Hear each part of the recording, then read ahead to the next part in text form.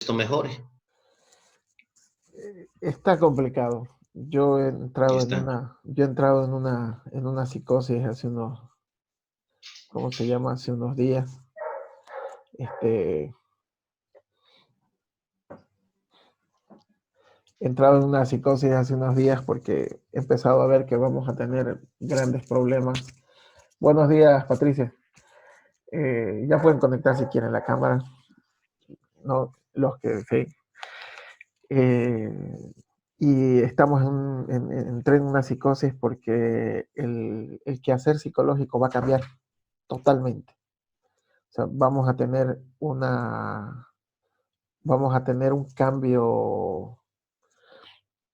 cambio paradigmático en psicología brutal. Estoy, estamos viendo que o sea, todo lo que sabíamos hasta ahora nos va a servir de historia, inclusive el hacer terapia. Entonces, por ejemplo, temas como cómo evalúas, y justamente con el tema relacionado con la materia, cómo nosotros vamos a evaluar si tenemos que estar cara a cara con el paciente. Y durante este tiempo es el tema de cómo tratamos, no hay pruebas, son muy pocas las pruebas en las cuales hay la interfaz, que es el computador, que te permite evaluar a alguien a distancia y con un sesgo muy alto, ¿no?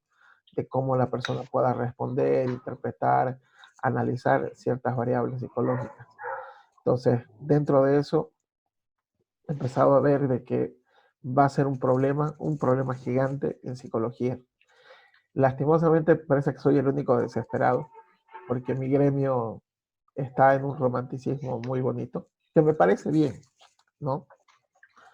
Han aparecido mucha gente que está ahorita atendiendo online, pero que no tienen idea sobre atender online. Y lo otro es que no están viendo que esa va a ser una perspectiva. O sea, más adelante Stephanie, María Victoria, o sea, la atención se va a tener que hacer online. ¿No? Hay un estudio que lo ha planteado Osborne y Frey hace 7 años atrás. Es un estudio que se hace en Oxford, donde se ve que el 47% de las profesiones van a desaparecer. O sea, se van o a informatizar o las va a hacer el computador o técnicamente van a quedar relegadas, ¿no? Entonces, es muy alto sí, y se estimaba que íbamos a llegar a ese punto en 15, 20 años. El problema es que con esta situación esto se va a cortar y vamos a estar a 2 años, 5 años en las cuales tenemos que reorganizarnos, ¿no? Y tal vez lo que estás aprendiendo no va a ser útil. Entonces, eso implica que estamos entrando en un cambio paradigmático muy fuerte y todo lo que manejábamos hasta el momento posiblemente nos sirva de base, pero hay que empezar a inventar nuevas formas de vincularnos. ¿Sí? Bueno, tengo entendido, en teoría somos 16, hay un aproximado creo que de alumnos que han entrado al Classroom, creo que son total 11. Y eso, no, ni siquiera llegamos a 11, son 10 alumnos en total que están inscritos en el Classroom. Entonces me imagino que vamos a hacer un grupo relativamente pequeño, lo cual en parte me alegra bastante. Daniel sabe que como cuando somos docentes de 50, 60 alumnos, cada, cada proceso evaluativo es largo y tedioso. Pero yo creo que vamos a poder hacerle y darle la direccionalidad a la materia eh, de forma adecuada. Si bien ustedes han pasado la materia de proyectivas, ¿es correcto? ¿Han pasado alguna materia evaluativa? Sí, proyectiva. Proyectivas y nada más. Nada más. Cognitivo-conductual, pero, o sea, ahí se evalúa un poco, ¿no? Uh-huh. Psicología cognitiva-conductual, eso hemos avanzado la última materia. Ok, pero sí ya han pasado un poco proyectivas, entrevistas, manejo de la entrevista, etcétera, etcétera, ¿no es cierto? Sí, muy básico, Liz, muy básico. La verdad, hemos hecho el test del arbolito, todo lo que usted de alguna manera en la siguiente clase, o paralelamente creo que estábamos, no, justo nos tocó con usted la siguiente clase, dijo que esos test eran todavía bastante, digamos, subjetivos, ¿no? No estaban bien manejados, o sea, es básicamente eso. El problema es que, justamente con lo que hablamos con el cambio paradigmático, murieron los test proyectivos. O sea, no Con hay más forma. O ganas. sea, con más ganas van a desaparecer los test proyectivos a partir de ahora. Ya están, se van a declarar en extinción porque necesariamente necesitamos tener este abordaje directo. Bueno, yo les voy a plantear cómo vamos a ver la materia para tratar de enfocarlo. Lo interesante de psicometría es que viene siendo parte de todo un discurso en psicología que lo venimos sobrellevando desde hace más de 100 años, que es el tema cómo nosotros podemos, cómo la psicología puede predecir, ¿no? Y nosotros en el punto de la predicción necesariamente vamos a tenernos que vamos a tener que entrar al método científico.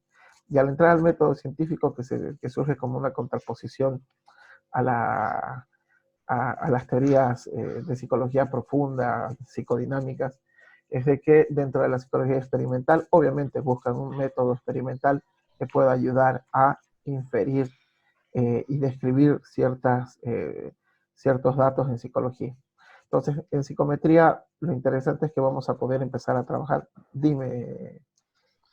Dicen, perdón que lo corte, ¿está grabando la clase? ¿La Sí, está sí, grabando? se está grabando, se está grabando. Bárbaro, gracias. Al terminar la clase, lo que voy a hacer, voy a subir a YouTube y después voy a pasarles el link para que ustedes simplemente puedan ir y podamos ir recolectando la información. No hay ningún problema. Vamos a tratar de tener... han entrado Rumi y Carolina. Perfecto. Vamos a tratar de ir ampliando, digamos, o ir teniendo un backup digital, lo cual es sumamente genial.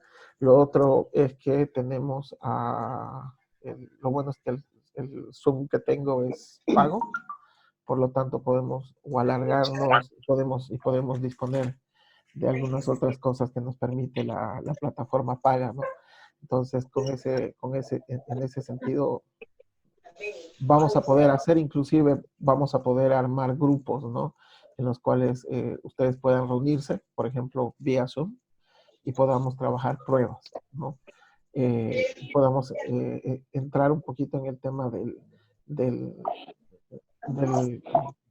del ver cómo se construyen los test psicológicos y aparte de eso, de poder ver evaluación y aplicación. Y y lo bueno es que las pruebas psicométricas tienen la facilidad hoy en día de poder adaptarse a la tecnología mucho más fácilmente que una prueba proyectiva, ¿no? Dale. Que de alguna manera son más complejos.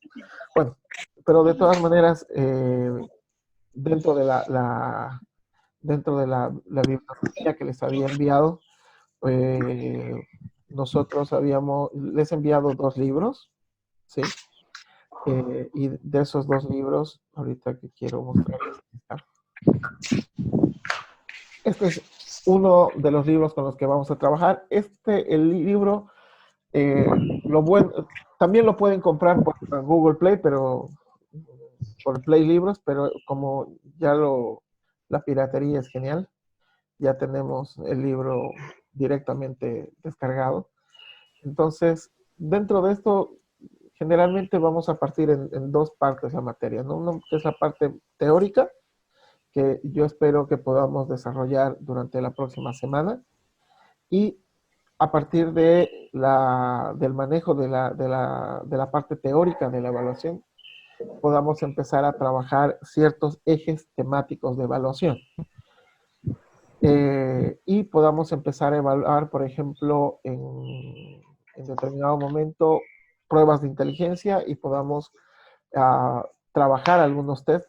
Todo el material se los voy a enviar. O sea, por ejemplo, si vamos a trabajar con el WISC, les voy a enviar la información, la información y los manuales para poder trabajar ciertas cosas determinadas a la prueba. Vamos a trabajar administración de los test. Vamos a tener que ver un poquito, me hubiera encantado que pudiéramos aplicar mientras estemos en la cuarentena, que es más o menos lo estipulado que se tiene, es de que la cuarentena va a durar hasta el 30 de abril, en el mejor de los casos. Si fuera en el mejor de los casos que vamos a tener una cuarentena hasta el 30 de abril, porque lo que se plantea luego es de que podamos empezar como a movilizarnos, pero con ciertos límites, qué sé yo, va a ser como salir solamente las mañanas o tener determinado algunas actividades como el tener o tener clases y demás, va a ser un poco más complicado que se vaya activando inicialmente, pero yo espero que podamos tener ciertas cosas, por lo menos para poder ver el material. Y en algunos casos el material es fácilmente conseguible en casa, ¿no? Ahora, obviamente lo ideal hubiera sido el poder ir, evaluar, armar una carpeta diagnóstica y a partir de la carpeta diagnóstica, pues nos sirva más bien el tema del manejo de los datos y cómo se manejan los datos en la evaluación psicológica. ¿Vale? Pero vamos a ver cómo lo vemos. Yo tengo más bien la intención de que como el grupo no es muy grande, podamos trabajar 2, 3 pruebas a la vez, que se dio, hay un grupo de 3 personas que pueda trabajar pruebas de inteligencia, hay un grupo de personas que pueda trabajar pruebas de personalidad y hay un grupo de personas que pueda trabajar pruebas clínicas relacionadas con temas afectivos emocionales.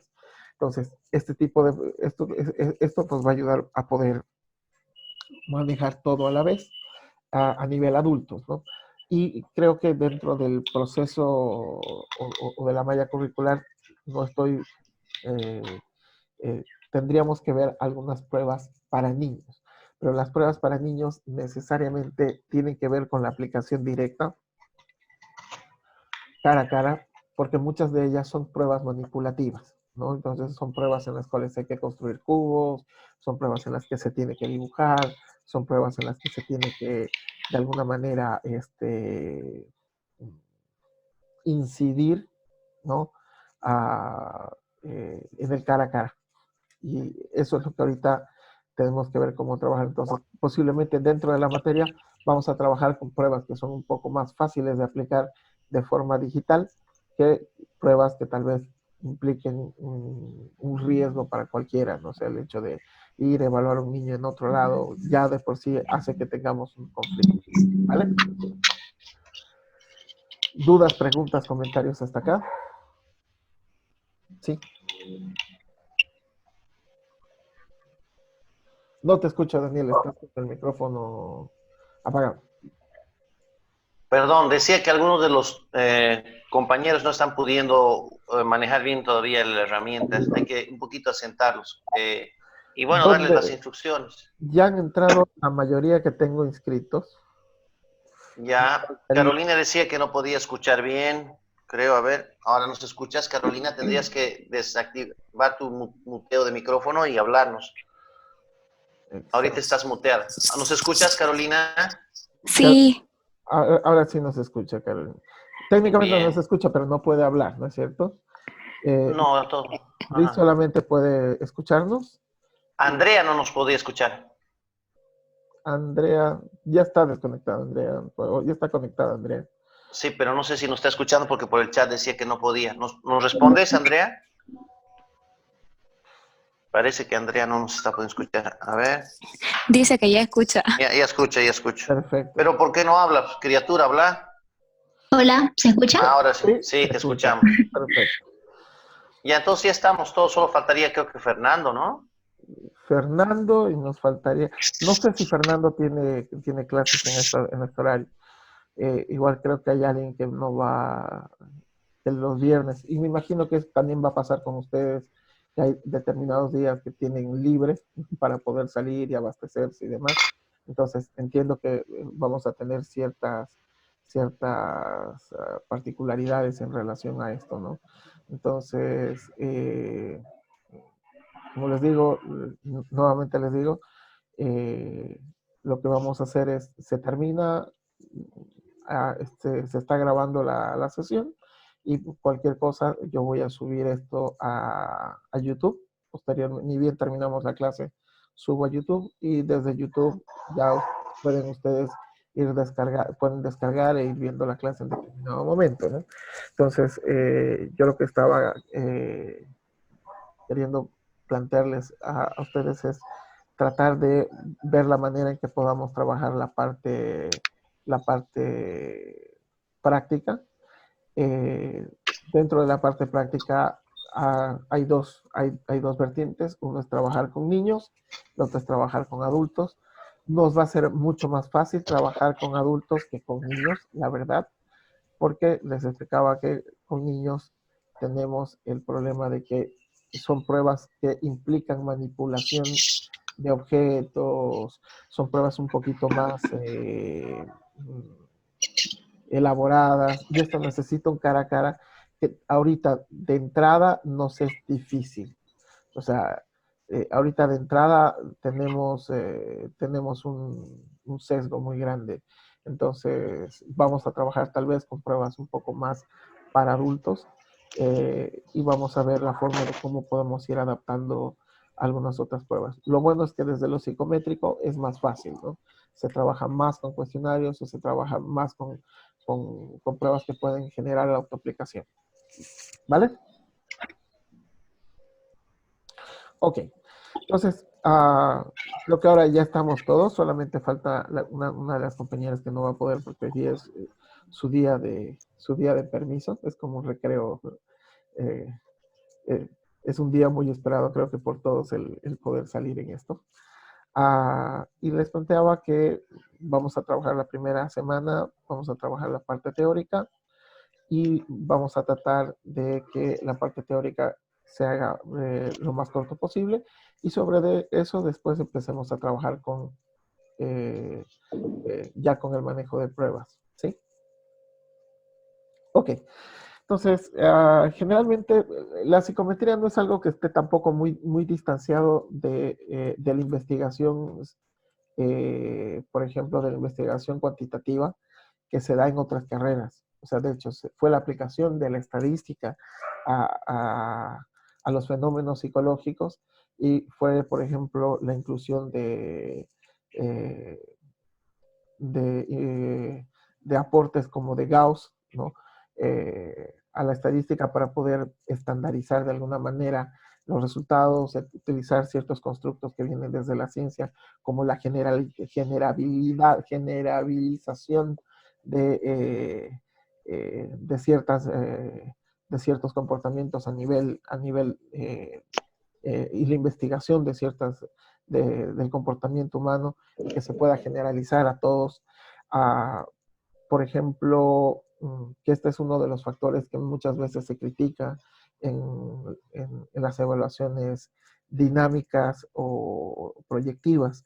Yo tengo un recuerdo, yo evalué un paranoide, un tipo que era paranoide, él tenía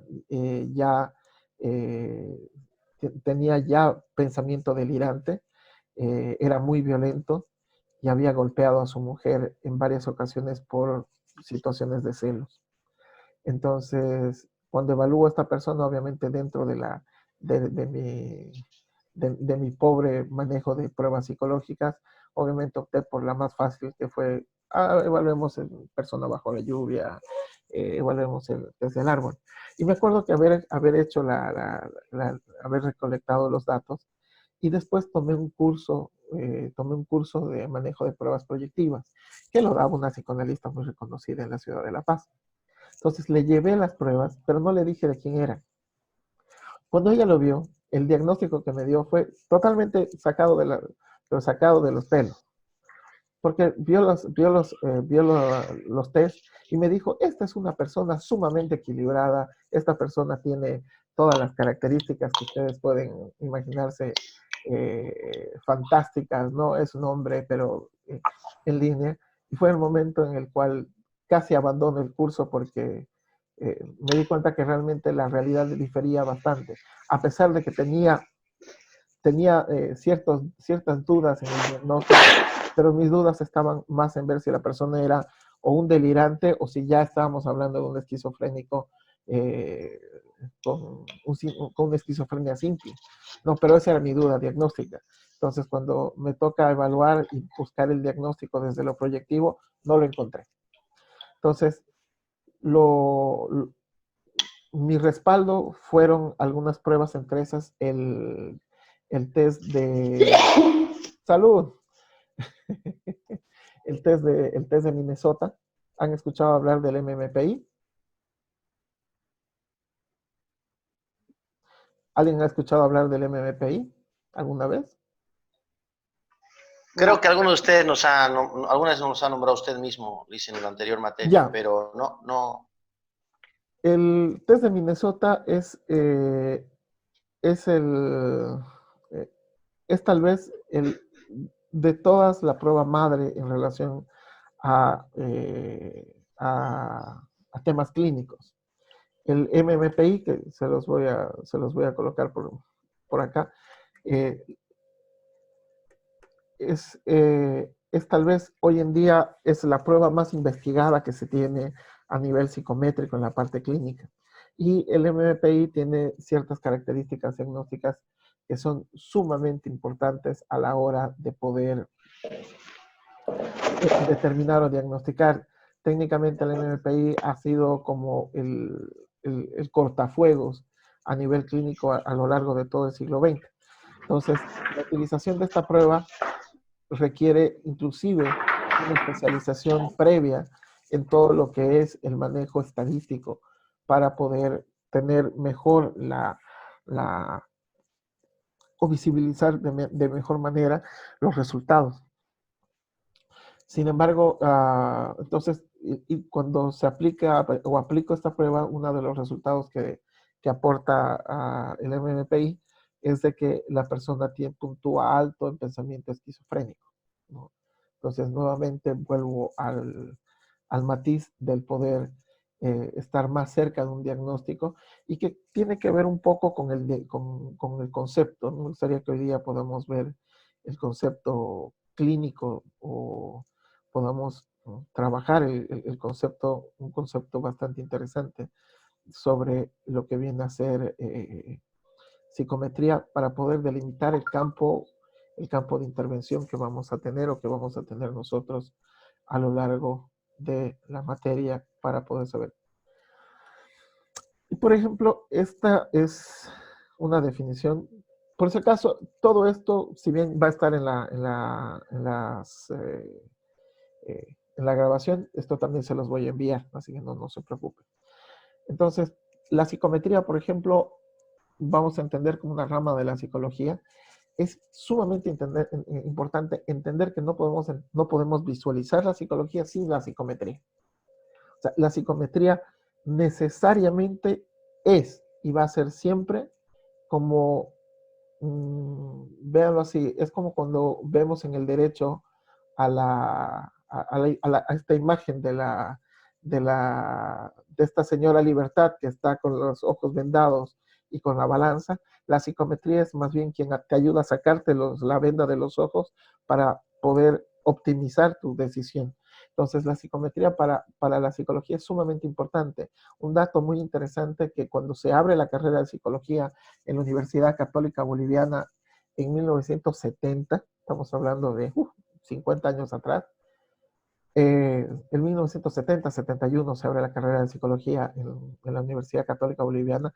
Se abren dos carreras. Se abre psicología y se abre psicometría. Porque hasta ese momento era muy diferente ser psicólogo que ser psicometrista. ¿Sí? Ahora, la psicometría es una especialidad dentro de la psicología, ¿no? Y que, por ejemplo, hay personas que solamente se dedican a evaluar. Obviamente, esta es una exquisitez muy grande. Si ustedes, por ejemplo, pueden ir y entrar a la página de TEA, por ejemplo, la página de TEA es, que es uno de los mayores que es uno de los mayores productores de pruebas, validadores de pruebas psicológicas a nivel hispanoparlante. Por ejemplo, van a encontrar un sinfín de test validados que vienen de Estados Unidos, de Inglaterra, de otros países y pruebas que ellos mismos producen y que obviamente la gente que trabaja ahí son psicometristas, o sea, tienen la especialidad de psicometristas. Entonces, esto de hacer psicometría, por ejemplo, o de ser solamente evaluadores, se da en espacios netamente especializados y que tal vez en algún momento se va a dar. Por ejemplo, los analistas de talento humano técnicamente tienen que estar evaluando. O sea, cuando se busca a nivel laboral un analista de recursos humanos o de talento humano, creo que ahora se habla más de talento humano que de recursos humanos, a veces lo que estamos buscando es alguien que pueda evaluar, ¿no? Pero esto no es tan fácil porque necesitamos, no solamente para evaluar, o sea, si bien la psicometría nos da los medios, necesitamos las teorías y necesitamos la interpretación clínica, que eso es parte del psicólogo, ¿no? Entonces, la psicometría se vuelve una especialización muy, muy clara, que empieza ya a definirse a comienzos del siglo XX y obviamente llega a Bolivia con una idea muy interesante en la cual la católica abre psicometría y habla psicología. El problema es que no funcionó.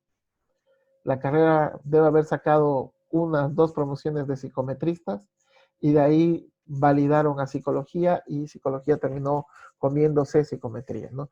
Y hoy en día es una materia que muchas veces se le da muy poco énfasis. Entonces, es una rama de la psicología, innegablemente, que mediante teorías, métodos y técnicas, esta tiene que ser, antes todo el mundo sacaba teorías, que en algún momento en las clases anteriores hablábamos de cerca de 400 teorías en psicología, una más estable o más sacada de los pelos que la otra, se planteaban y sobre eso también se planteaban formas de evaluación. Hoy en día las teorías se tienen que validar. Y esto, por ejemplo, hay un proceso que se llama validación de constructo. Entonces, toda prueba que se va a evaluar, las pruebas tienen 2 caras. Hay distintas formas de clasificación, ¿ya? Pero vamos a tener las pruebas que son multivariables y las pruebas que son monovariables. Algo de eso lo habíamos visto en psicopatología. Entonces, las pruebas multivariables obviamente son varios criterios que han sido, y son las más complejas porque necesitan una correlación realmente muy amplia que se tiene que hacer a nivel estadístico, a diferencia de las pruebas que son monovariables. Por ejemplo, les voy a, no sé si tengo aquí abierto ahorita, manejo, estrés, conversatorio, familia, escala individual. ¿No? Por ejemplo, esta es una escala monovariable que solamente nos sirve para evaluar la variable que es estilo familiar. Y esta es una prueba, ¿no?, que está simplemente destinada a evaluar una variable que han identificado, por ejemplo, Beavers y Hampson, estilo familiar. Podemos tener pruebas que evalúen, por ejemplo, estrés laboral, podemos tener pruebas que evalúen solamente ansiedad. Dime, Daniel. Perdón, nos está mostrando otra pantalla aparte de sus diapositivas porque se ha quedado congelado en sus diapositivas. Por si acaso, ¿no? Perdón. Sí. Yo me fui a otro lado. Son detallitos. Perfecto. Claro, no. son detallitos, profe. Gracias para que pueda pasar a este otro lado y pueda compartir. Sí, yo me disparo como si estuviera en la clase. Lo siento. Ya. Ok, ahora sí lo ven. Esta por ejemplo, es una prueba monovariable que se trabaja, por ejemplo, en evaluación familiar. Entonces, esta es una escala que se ha desarrollado, pero para desarrollar esta escala no fue a ojo de buen cubero. Tuvieron que validar el constructo, es decir, tuvieron que primero definir qué rayos significa estilo familiar. A partir de definir qué rayos significa estilo familiar, conceptualizar y que este constructo tenga validez y realmente tenga un respaldo teórico fuerte, es que recién se desarrolla la escala. Por ejemplo, algo muy interesante es de que las últimas investigaciones que se han hecho, el constructo de autoestima no es, cada vez es menos válido. Es decir, evaluar la autoestima no tiene sentido, porque cuando tratan de ver la validez del constructo, la validez teórica de lo que viene a ser autoestima, no carece de fundamento. Inclusive, es tan triste la validación de, mm, de autoestima, que cuando se remonta a ver cómo fue que se generó el constructo de autoestima, tiene que ver en las épocas de la Revolución Industrial, en la cual justamente uno de estos pensadores relacionados con el mercado liberal deciden crear el constructo de autoestima para poder evaluar la felicidad del trabajador. Y claro, en sí la felicidad del trabajador era de que si le pagaban más o le pagaban menos, pero a eso llamaron de que la persona no tenía autoestima o tenía mucha autoestima dependiendo al grado de dinero que recibía. Y ordena a Cooper a crear una prueba que evalúe esta autoestima. Por ejemplo, lo que sí se ha podido validar, porque no es que no todo no sirve, o sea, el constructo ha sido válido por un tiempo, pero hoy en día un constructo que es mucho más fácil, no más fácil, sino es más sólido de evaluar en vez de autoestima, es autoconcepto. Inclusive el autoconcepto tiene formas de incidencia diferentes a la autoestima. Entonces, tú quieres elevarle la autoestima a alguien, entre comillas autoestima, tienes que empezar a trabajar autoconcepto, uno, que es un factor, y por el otro que tienes que trabajar autoeficacia. Es decir, la autoeficacia tiene mayor solidez que el constructo de autoestima. Y por ejemplo, ¿cómo trabaja la autoeficacia? La autoeficacia es sumamente fácil. Tú estudias para un examen, te va bien, tu autoeficacia empieza a aumentar. Entonces, empiezas a estudiar, por ejemplo, para el examen y empiezas a tener mejores resultados, tu autoeficacia sube. Entonces, el hacer, en términos sencillos, aumenta tu autoestima. Entonces, una persona que trabaja, le aumenta la autoestima. Una persona que empieza a ser más independiente, le aumenta la autoestima. Pero en sí lo que estás incidiendo es la autoeficacia. Es decir, te sientes más eficaz en relación a tu medio. Entonces, la validación de constructos, voy a tomar los pasos de parar y volverme a meter a la diapositiva para no generar el freeze que genera ese momento. Entonces, es importante trabajar con teorías. ¿Sí? Por ejemplo, una crítica muy grande que se hace a todas estas teorías que vienen relacionadas con la inteligencia emocional, que están muy en boga con el tema del coaching, que Jürgen Klarik estaba, porque parece que ya no hincha tanto ¿cómo se llama? Con el neuromarketing. Un dato muy interesante con el tema del neuromarketing. Por ejemplo, la teoría que utiliza el neuromarketing para decirte del el cerebro reptiliano y el cerebro no sé qué y el no sé qué, es una teoría que ha sido dada de baja en los años 50. O sea, alguien la propuso, que esta es una teoría trifactorial, ¿sí? Trifuncional sobre el cerebro, pero que la teoría no tiene ni asidero ni patas porque hay cosas contradictorias. Entonces, nadie ya la utiliza. Entonces, parece que Jürgen Klarik se topó con la teoría que era obsoleta, pero que es muy bonita y muy atractiva para poder decirte que tu cerebro antiguo, tu cerebro reptiliano y tu cerebro no sé qué. Entonces, se volvió el boom en cómo explicar cómo funciona el cerebro, pero es de todas las teorías para explicar el cerebro la peor, ¿no? Entonces, por ejemplo, ese tipo de cosas, y si yo quiero hacer una prueba o un test basado en el cerebro reptiliano, obviamente lo puedo hacer, pero es muy probable que el constructo sea muy débil porque no tiene el respaldo real.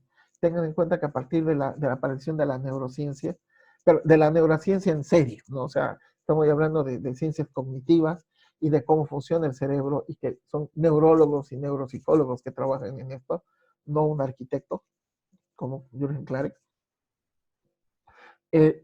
Empiezan a dar investigaciones mucho más serias y a poder darle un asidero a muchas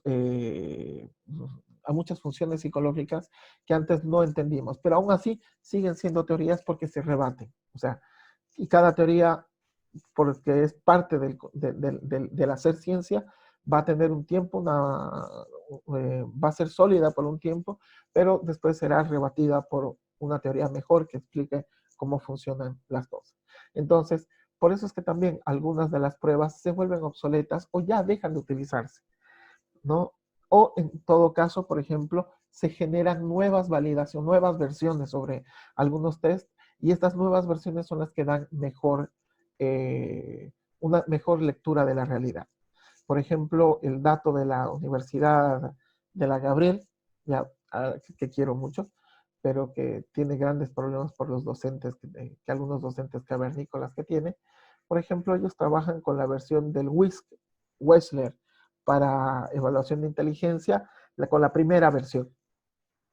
La primera versión fue aplicada en 1939, la versión en español salió en 1960, y con esa versión trabajan y a todos los alumnos los entrenan en esa versión.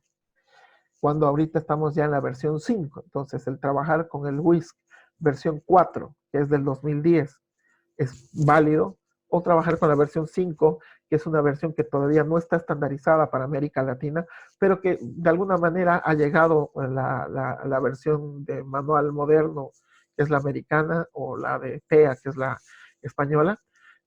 Pero, por ejemplo, acá se trabaja bastante con este tipo de pruebas. Estas son pruebas, ahorita son pruebas muy válidas, ¿no? Que se han ido de alguna manera, han ido cambiando su teoría y han ido adecuando su teoría de acuerdo a las nuevas investigaciones que hay. Dime, Daniel. Perdón, Lizzy, ¿lo puede escribir por el chat del Wechsler para que... Ya, sí. Sí, no hay ningún problema. ¿Alguien tenía alguna otra pregunta aparte de Daniel? Sí, es correcto. No, ya. Entonces, por ejemplo, esta prueba que es el test de inteligencia WISC, que es son 3 pruebas, pero que son que están basados, están basados en la teoría de Wechsler, ¿sí?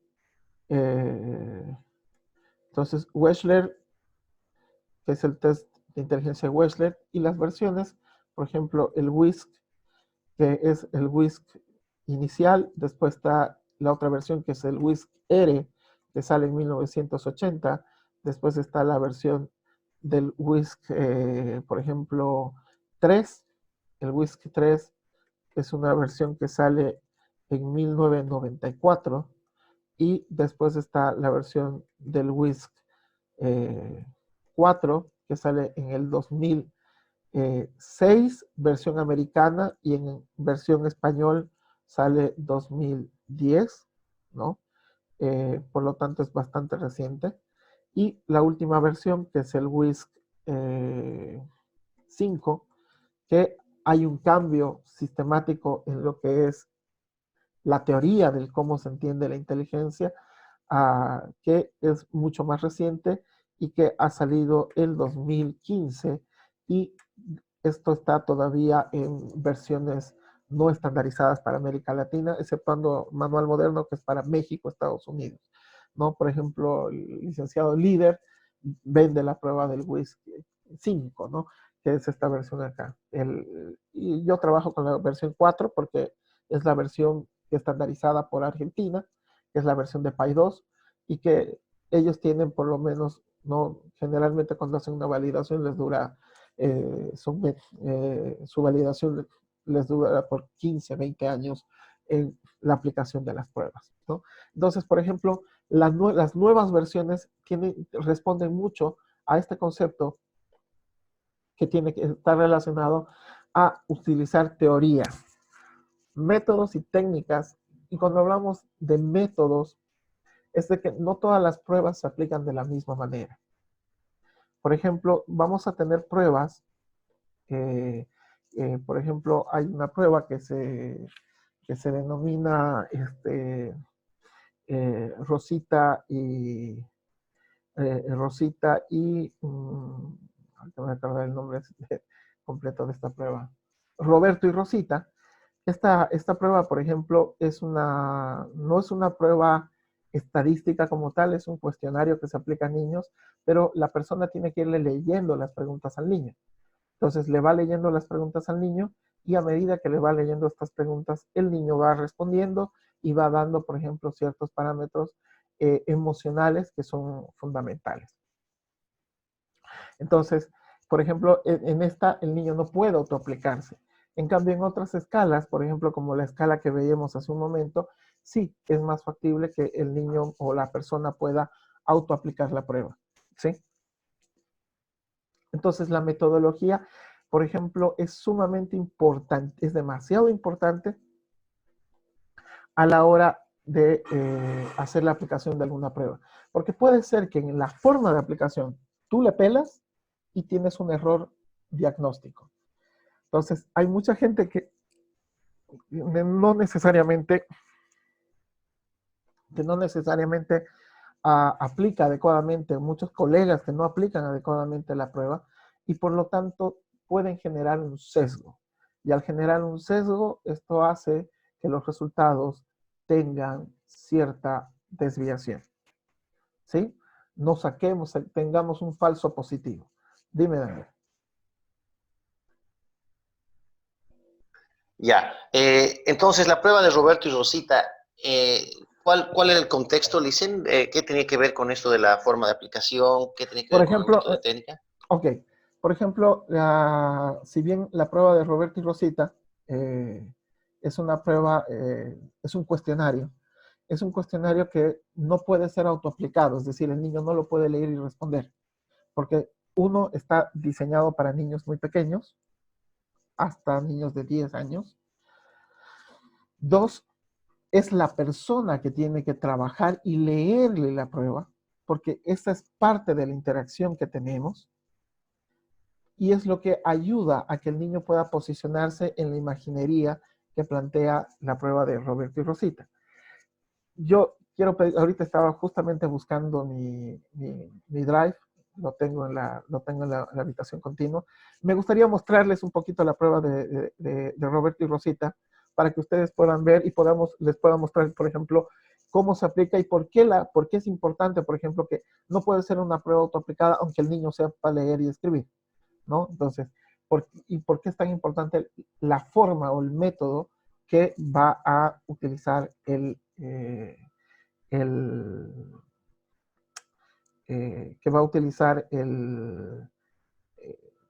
evaluador en este momento, ¿sí? Entonces, denme un segundito, no tardo más que 30 segundos en ir y traer. Denme un segundito. Bien, mientras tanto, Chacota, todos saluden a todos. Hola, buen día. Fernandito, buen día. Yo estoy aprendiendo pues a usar estas cosas. ¿Se me escucha o no? Te he visto tender tu cama, doblar tus sábanas. Es que no sé pues usar, he ido a mostrarle a mi marido. He ido a mostrarle a mi marido, mira, aquí están. Cuando estés por hacer algo, tienes una camarita en la parte de abajo que la puedes apagar. Es para que tú puedas hacer cualquier cosa. Me iba a poner chompa. No, pues sí. Ni idea cómo funciona. Esta es la primera vez que hago Zoom. Es la primera vez que hacemos. Hola, Licen. ¿Cómo están? Bueno, me olvidé de decirles que voy a tener algunas interrupciones. Tengo un perro y una gata que me molestan ciertamente cuando estoy en la computadora, o el perro se pone a ladrar o la gata empieza a maullar y se me sube el teclado, así que eso va a ser normal. Pero a veces trato de botarlos y me hacen huelga afuera por ese mismo motivo. Ok, aquí tengo Ya lo tengo, cuestionario abierto, ¿no? Por ejemplo, este es un tipo de cuestionario que cuando nosotros empezamos a cuestionario entrevista, ¿sí? Por ejemplo, esta es la prueba, no es una prueba, es un cuestionario cognitivo, que me parece mucho más útil, por ejemplo, que el hacerle el dibujo a una persona, al niño, ¿sí? Entonces, por ejemplo, las instrucciones son en plantearle al niño una posibilidad, que es decirle, por ejemplo, hay un niño que se llama Roberto, si el niño, si es niño, Roberto, si es niña, Rosita. Conozco un niño que se llama Roberto y quiero saber si tú puedes adivinar qué clase de niño es y por qué actúa de esta manera.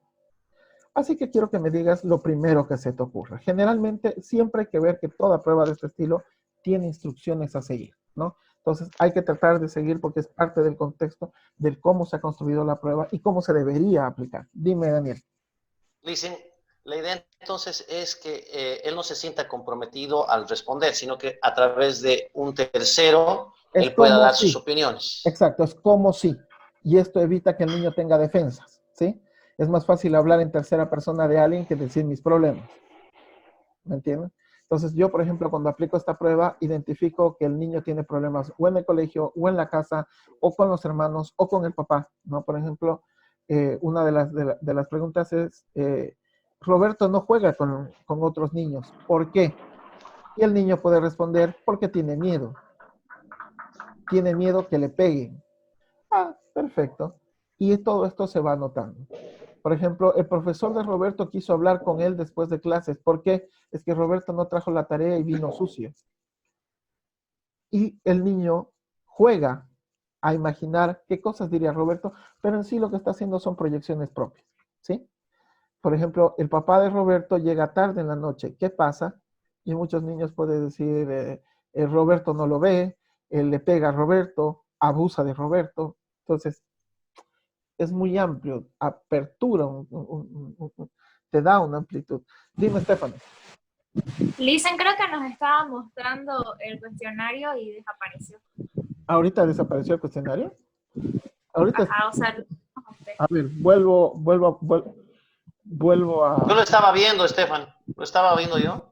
Ahora, sí, ya, Un ratito. Ahora sí. ahora sí. ya, perfecto.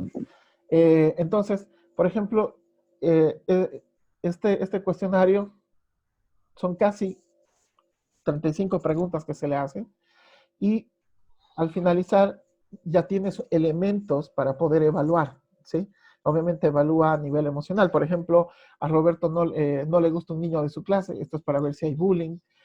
A veces a Roberto le pone nervioso en la escuela, pues sigo viendo si es que hay bullying. Un día Roberto y su mamá tuvieron una pelea, esto es para ver problemas en casa. Un día Roberto se fue de la casa, es para ver conductas, cómo maneja el enojo Roberto. A Roberto le desagrada a su profesor, es para ver temas de autoridad, ¿no?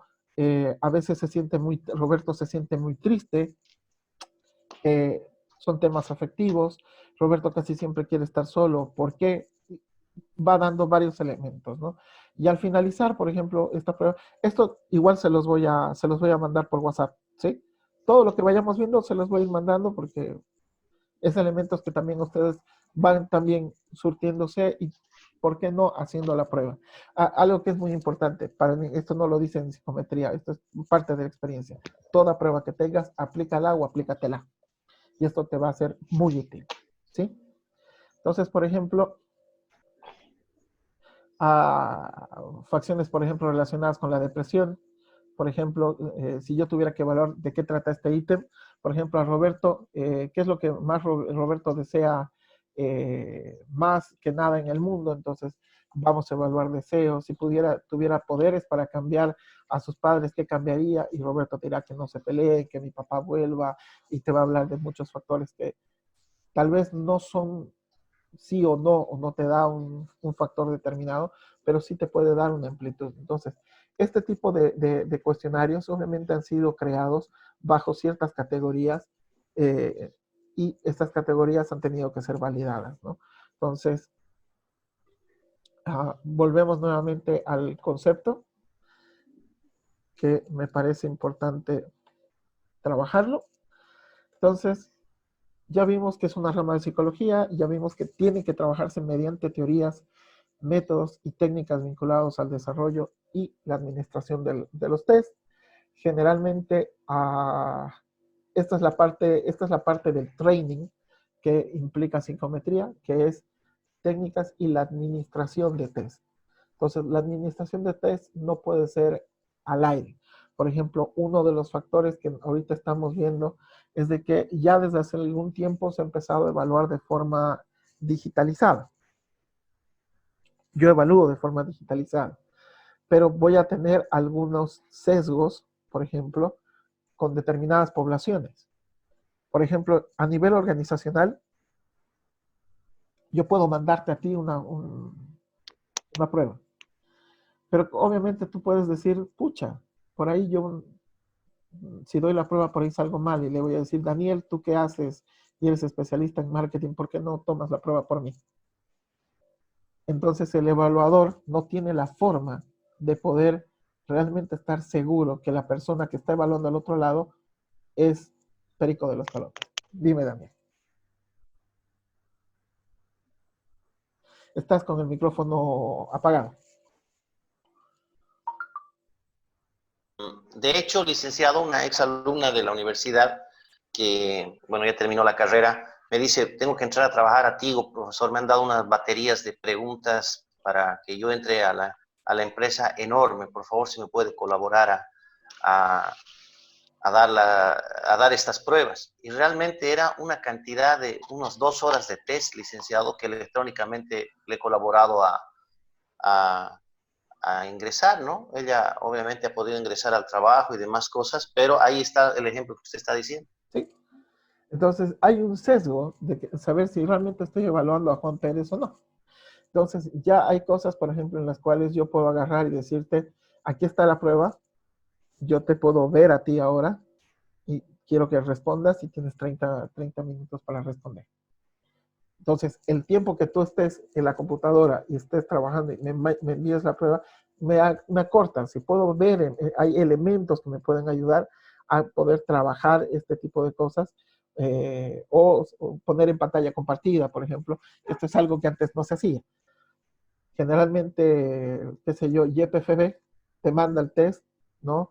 Y el test se lo evalúa en México y te lo devuelven y le mandan los resultados. Claro, hay una facilidad y se acorta la administración, pero podemos tener mayor sesgo.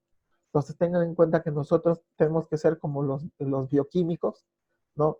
Que van y sacan una muestra y la analizan, ¿sí? Pero ustedes sabían qué hacía Maradona, ¿no ve?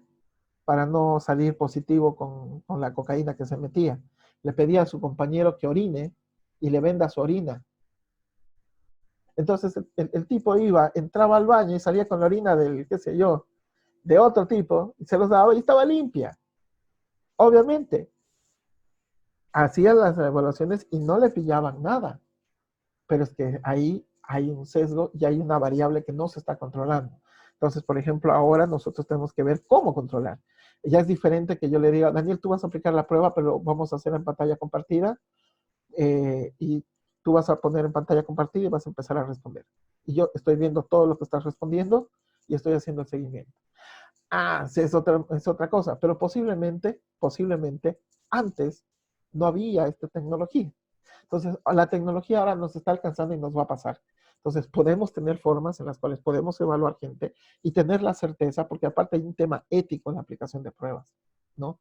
Que me permita realmente apuntar y decir qué es lo que yo quiero, a dónde quiero llegar, que yo pueda dar fe y certeza de que esos resultados realmente fueron llevados de esa manera, ¿vale? Entonces,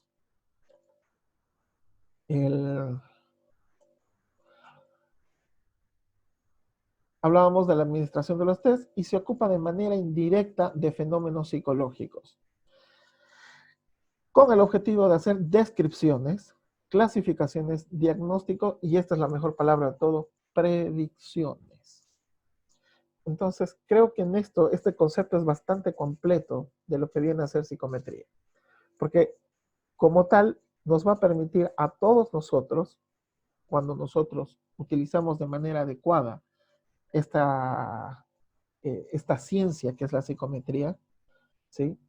A no solamente acercarnos al fenómeno, sino nos va a permitir poder describir qué está sucediendo en la persona. Nos va a permitir hacer una descripción cercana de lo que sucede con esta persona. Nos va a ayudar a clasificar. Sí, suena feo y suena DSM-5 y que estamos golpeando al paciente con esto, pero es necesario para que nosotros podamos atribuir un tratamiento o atribuir una forma eh, de, eh, de tratamiento que sea útil, ¿no? Entonces, por ejemplo, dentro de la investigación que están haciendo con el coronavirus, obviamente están haciendo algo muy similar, porque están describiendo cómo funciona la enfermedad, están clasificando los síntomas que están apareciendo, están haciendo diagnósticos relativos en relación a esto, y se están haciendo predicciones, por ejemplo, en la cantidad de personas que pueden morir de acuerdo a los resultados. Entonces, la psicometría cumple y va de la manito y va empanadeando con la ciencia. Entonces, esto nos permite a nosotros realmente tener instrumentos que son, que tienen una fortaleza en podernos describir la realidad. Ahora, ustedes saben muy bien que cuando nosotros tenemos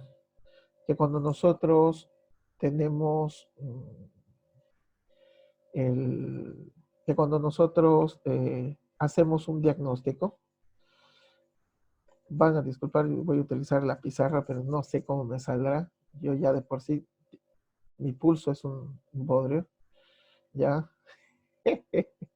Me siento como niño. Ok, ya. Perdón por mis dibujos casi preescolar. Ok, nosotros en toda evaluación seria vamos a tener 3 factores y que tenemos que seguirlos. Los test psicológicos, o sea, un test psicológico, es solamente una de las patas del trípode. Porque nuestra otra pata va a ser la entrevista. Nosotros vamos a tener la entrevista. Ay, Dios mío, esto es más difícil de lo que parece. Ya, es la entrevista. Y la entrevista nos va a dar muchos elementos. ¿Sí? Yo disfruto mucho de hacer la entrevista con mis pacientes porque voy viendo cómo realmente mi paciente piensa, hace, y ya solamente la aplicación de la prueba me ayuda a confirmar lo que he podido ver en la entrevista. Y desde luego, este último tiene que ver con la teoría. ¿Ya? Entonces, tiene que ver con la teoría. Entonces, yo tengo una teoría que tiene que ser una teoría válida. A partir de la teoría, que son mis lentes, voy a hacer la entrevista. Y a partir de esta entrevista voy a poder hacer una lectura. O sea, voy a poder aplicar pruebas que me digan si estoy cercano o no estoy cercano y bajo qué voy a interpretar. Entonces, este triángulo es necesario siempre respetar a la hora de hacer un diagnóstico, ¿sí? Ahora, de repente hay personas que me dicen, me han hecho una prueba y me han aplicado esta prueba y me dice que qué sé yo, soy un asesino serial. Ok, veremos. Puede haber indicadores, pero no necesariamente me voy a cerrar. Tengo que ver en la entrevista y tengo que ver bajo la teoría, por eso es que no cualquiera puede hacer. Tienes que manejar la teoría para poder resolver. Por ejemplo, en la prueba, el test de Million, tienes que manejar la teoría de Million, de cómo Million organiza las estructuras de personalidad. Entonces, cuando lees o manejas la prueba, el test de Million, que es genial, y que es ha sido el estandarte hasta el día de hoy de lo que vienen a hacer toda la evaluación de diagnóstico de trastornos de personalidad en el DSM-5 y en la CIE-11. Obviamente, él ha desarrollado sus test, los test de Million. Y a partir de los test de Million es que tú haces la entrevista. Entonces, si tú cruzas estos tres factores, este triángulo, nosotros vamos a tener, obviamente, una mayor cercanía y una mayor certeza. Nunca vamos a tener una certeza al 100% sobre la evaluación que vamos a hacer. Desde luego, siempre tenemos un sesgo. En forense siempre me dicen, ¿y cuál es el porcentaje de seguridad que usted tiene en relación a esto? Y les digo, esta prueba no es una prueba de embarazo que es del 99.99%, hay sesgo hasta el 95%. O sea, estamos en la seguridad que hasta un 95% puede ser probable de que se den estas características, ¿no? Entonces, cuando yo ya puedo hacer, no solamente describir la conducta, clasificar esta conducta, hacer un diagnóstico, puedo predecir el comportamiento. Y esto es lo que habíamos hecho anteriormente. ¿Se acuerdan que los que hicieron la materia de psicopatología conmigo, pudimos evaluar y de alguna manera pudimos entender cómo funcionan en algunos casos, que fue muy, muy bonito, porque aparte como nos íbamos conociendo y como íbamos teniendo y íbamos compartiendo varias cosas a lo largo de la clase, pudimos ir generando diagnósticos muy interesantes del cómo funcionan. Y sobre eso ver cuáles son las predicciones, ¿sí? Y estas predicciones son las que nos ayudan a nosotros poder inferir y generar pronósticos. Alguien decía, pero los psicólogos no deberían hacer pronósticos. Trabajaba en un psiquiátrico. ¿Por qué no? Solamente los psiquiatras podemos hacer pronósticos. Es parte del ego de los psiquiatras. No, sí, nosotros hacemos predicciones. Porque yo voy a hacer predicciones sobre el comportamiento. ¿Sí? Si yo veo una persona impulsiva, voy a poder inferir que esta persona no se va a quedar en el puesto. Si veo una persona con rasgos narcisistas, voy a ver una persona que no se va a poder quedar en el puesto donde está, qué sé yo, subyugado o que está delimitado a determinadas, a otras jerarquías. Entonces, esto me ayuda a predecir. Entonces, creo que me parece ideal el haber podido empezar a trabajar el concepto de psicometría. Creo que queda claro. No sé si tienen algunas preguntas. Stephanie, creo que tienes, iremos cerrando la clase. Me gustaría ver con qué preguntas se quedan, cosas para ir resolviendo esto. Stephanie, ¿quieres decir algo? No. Es que estaba con la manita levantada. Pueden liberar sus micrófonos, pueden hacer algún comentario. Si tienen en relación a lo que hemos hablado hoy día.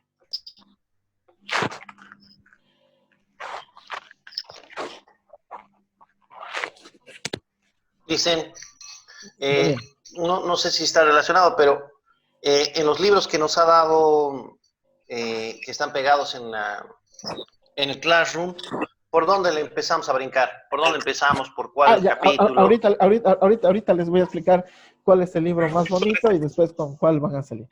Rumi hace una pregunta, dice que no funciona muy bien su micrófono, y dice, ¿cuál sería el orden más adecuado de esta triada? No conozco docentes que acostumbran pasar directamente a dar test de personalidad y este tipo de temas sin importar el conflicto del que se trata. Lo primero que se tiene que trabajar para poder, por ejemplo, hacer un proceso de diagnóstico serio, ya que estamos utilizando técnicas psicométricas o proyectivas, cualquiera de las dos que utilicen, yo prefiero utilizar las dos, pero con mayor preferencia psicométricas. Lo ideal es primero entrevistas al sujeto. Lo primero es la entrevista. Entrevistas al sujeto. A partir de que haces la entrevista, evalúas y vas a poder recolectar algunos indicadores. Es aconsejable inclusive volver a entrevistar, pero ya hacer una entrevista más dirigida. Es decir, de repente, qué sé yo, me sale, en el caso de Rumi, por ejemplo, me sale ansiedad alta. Y yo digo, no me queda claro, aunque la prueba me dice hay ansiedad. Entonces, ya mis preguntas van a ser, Rumi, por ejemplo, ¿en qué situaciones te pones más ansioso? Y Rumi ya me dirá, no sé, en la parte cuando tengo que interactuar con otras personas. Ah, ok.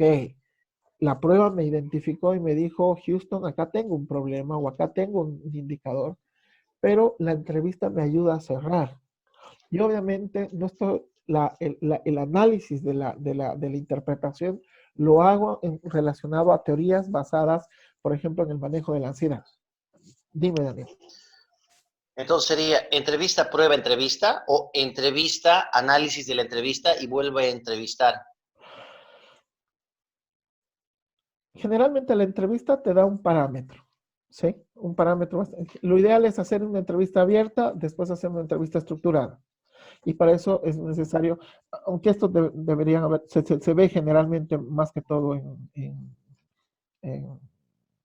proyectivas, haces la entrevista abierta y después, a partir de las cosas que quedan sueltas, haces una segunda entrevista para ir afinando los temas que son importantes.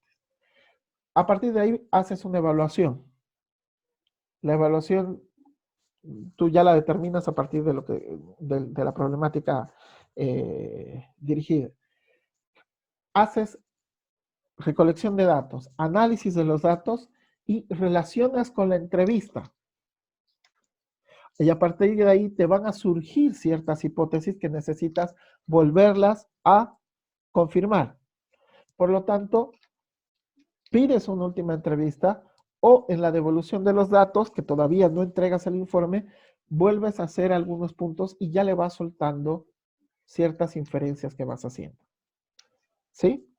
Entonces, lo ideal para mí es hacer una primera entrevista. En la segunda entrevista tengo mucho más claro, qué sé yo, la problemática o el problema que se tiene que evaluar. A partir de ahí voy a poder definir qué voy a evaluar con mi paciente. ¿Sí? Pues si mi paciente me dice, no puedo dormir y aparte pienso en matarme todas las veces, no le voy a hacer una prueba de inteligencia, obviamente.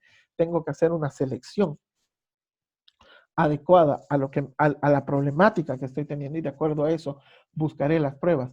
Esto es algo que generalmente colegas me preguntan, estoy atendiendo a un paciente, ¿qué test le aplico?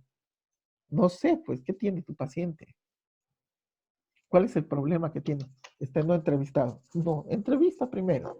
Entrevistas, identificas, y esto es muy importante. Dentro de la entrevista siempre tienes que cerrar a poder definir con el paciente el problema. Ayer yo estoy atendiendo online, atiendo el consultorio, lo he movido directamente a atender online. Y ayer me llegó un paciente que me dio hora y media, he estado escuchándolo. Realmente no sabía ya con qué nalga a sentarme porque hora y media escuchándolo y el paciente era demasiado meticuloso. Él era obsesivo, pues. Era un paciente obsesivo. Muy obsesivo. Entonces me iba así paso por paso, fecha por fecha, día por día que sucedía. Día por día entonces, ok. Entonces ya cuando empieza él a darme ciertos indicadores, por suerte ya cuando trabajas online, yo trabajo con mi blog de notas al lado, entonces voy anotando y voy haciendo. Realmente me está encantando trabajar online. O sea, es muy interesante el trabajo.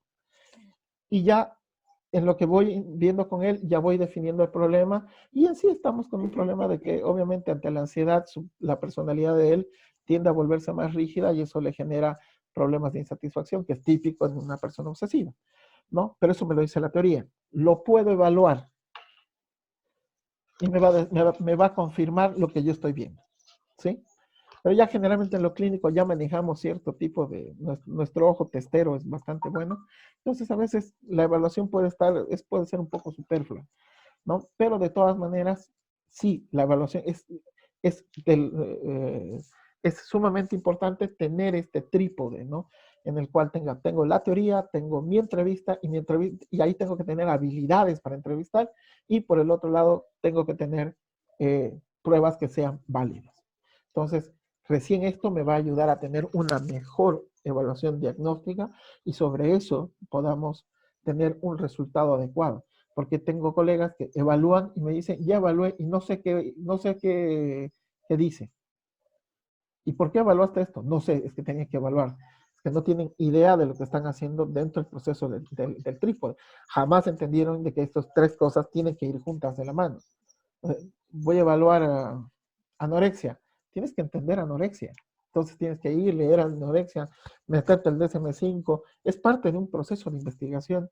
Una vez sabes qué pasa esto, vas a poder identificar en la entrevista factores y demás. Y obviamente, por ejemplo, en un tema de anorexia, yo voy a evaluar autoimagen. Sería una variable evaluar. Entonces, les voy a aplicar una prueba de autoimagen. Entonces, la prueba de autoimagen me va a decir su autoimagen es baja. Perfecto. Y si su autoimagen es baja, su autoestima también.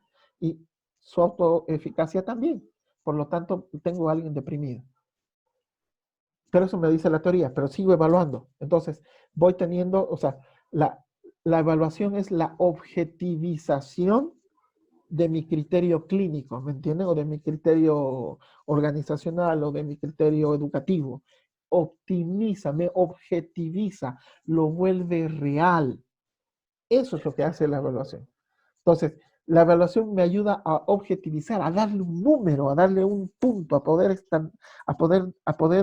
decirte, ¿tiene depresión lero? No, tiene tal tipo de depresión o tiene esta intensidad de depresión. ¿Sí? Daniel. Tu micrófono. Usted estaba hablando de... Sí, correcto, disculpe. Usted estaba hablándose de que estaba hablando justamente con su paciente y hay que tratar de cerrar la entrevista, estaba diciendo, y delimitar el problema. ¿En qué quedó ese tema? O sea, con su entrevista. Justamente yo ya iba preparando mi entrevista semiestructural. Entonces yo le voy dando elementos como, por ejemplo, él decía, soy muy tacaño. Es algo típico en las personas obsesivas. No son tacaños con la gente, son tacaños con ellos. Es decir, les produce mucha culpa comprarse cosas para sí mismos. Entonces no se compran. Entonces una persona obsesiva es alguien que realmente es muy austero con él, no con la gente. O sea, si tiene que darle a sus hijos, le da. Si tiene que ayudar a alguien, lo ayuda. ¿No? Porque eso no le hace sentir culpable. Pero sí te hace sentir culpable el que te compres algo para ti y te lo comas tú solito. Eso sí te hace sentir culpable. Ahí dices, pero ¿qué tipo de persona que soy? ¿Cómo voy a hacer esto? Entonces se castiga, ¿no? O de repente, y cosas como él me comentaba, me compré un automóvil y el automóvil me da problemas, entonces me castigo y digo, era que no me compre, ¿por qué me he comprado el automóvil? Y empieza a chicotearse, ¿por qué no hice? Y eso es típico de la reverberación mental que tiene una persona obsesiva, ¿sí? Del chicotearse y decirse 80 veces, ¿por qué? Ok, entonces yo, después de que escucho todo esto, ya tengo dentro de la teoría y la lectura clínica y voy haciendo la puntualización que es justamente ir comprobando distintos síntomas y criterios diagnósticos con él. Entonces, al finalizar, yo ya puedo darle un resultado, ¿sí? Yo ya puedo decirle, ok, lo que pasa es esto, y esto es la parte de la predicción. Esto es aquí donde nos confunden con brujos y dices, wow, no, ¿cómo supo? Es como que usted me estuviera leyendo. Ahora, si yo no estuviera haciendo psicología, estuviera haciendo otra cosa, sí, lo que pasa es que, qué sé yo, los espíritus chocarreros me dicen que tú tienes tal cosa. Podría jugar, ya he dicho, si no me vuelvo brujo, me vuelvo pastor o me vuelvo algo así de, no, podría utilizarlo. Pero son herramientas muy interesantes, ¿no? O sea, ¿qué haces? Y justamente la gente que trabaja, o que mi suegra era bruja, tenían esta percepción. Sí, mi ex suegra era bruja literalmente. Siempre son brujas las suegras. No, era bruja, o sea, su profesión, bruja, ¿ya? Pero ella tenía justamente esta lectura. Era una persona empíricamente muy sabia. Entonces ella te podía dar ciertas cosas de comportamiento que obviamente tú la escuchabas y te quedabas, ¿y esta vieja cómo sabe tanto? ¿O me estará viendo? ¿O realmente será bruja? Claro. Entonces, y esto lo puede desarrollar cualquier persona. Obviamente, ella tardó 20 años en desarrollarlo, ¿no? Y con muchos huecos, porque no es psicóloga, pero lo desarrolló. Y un psicólogo, ¿qué es lo que hace? Es conocimiento sistematizado y en 5 años lo desarrollas. Ah, entonces tú ya tienes una ruta, tienes un método para poder llegar a eso, entonces es más fácil, ¿sí?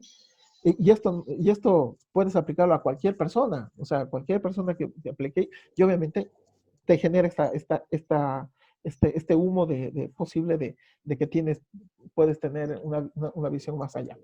Pero bueno, saliendo de eso. Entonces, me gustaría que podamos ver así rapidito con qué libro vamos a trabajar. Les he enviado 2 libros, ¿ya? Uno de ellos es Evaluación Psicológica. Este es el libro más sencillo, ¿sí? Esta Evaluación Psicológica es un libro más sencillo. Este libro, quisiera poder aprender eso. Hay gente que lo compra en Playbooks y no sé cómo lo pasan a PDF. Sé que no es lo ideal, pero alguien se dio el trabajo de hacer esto y tenemos este libro que es de Manual Moderno de Laura Edna Aragón. Este librito es el más sencillo en el contenido. Entonces, lo que nosotros podemos hacer es que me gustaría que podamos trabajar un poco el capítulo 2, ¿no? Que son los antecedentes históricos de la evaluación psicológica en época moderna. Podríamos ver la época antigua, pero la época antigua es simplemente un tema de que ya se evaluaba en épocas o sea, en la antigua China ya habían formas de evaluación, pero obviamente eran formas de evaluación empíricas que no estaban casadas, por ejemplo, con un método científico que después aparece cuando se incluyen los aportes de Gauss, por ejemplo, con el tema de poder estandarizar y temas como la estadística que después incluye Thurston. Entonces, me gustaría que podamos trabajar este capítulo que es antecedentes históricos de la evaluación psicológica en la época moderna del siglo XX, que va desde la página 13 hasta la página 22, 23, las referencias son estas. Entonces son 10 páginas y me gustaría que podamos trabajar este capítulo para el día lunes, ¿sí? Entonces, el día lunes avanzamos sobre esto, así va a ser más rapidito el poder avanzar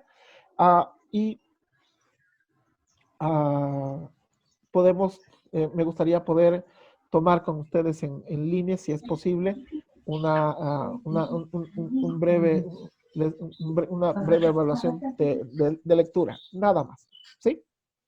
Entonces vamos a ir avanzando con este libro como el base y aparte, por ejemplo, tenemos otro manual que es el manual de test que creo habérselos enviado, que es de McGraw-Hill. Este es un libro que ya es un poco más como enciclopédico, ¿sí? Son 548 páginas, es mucho más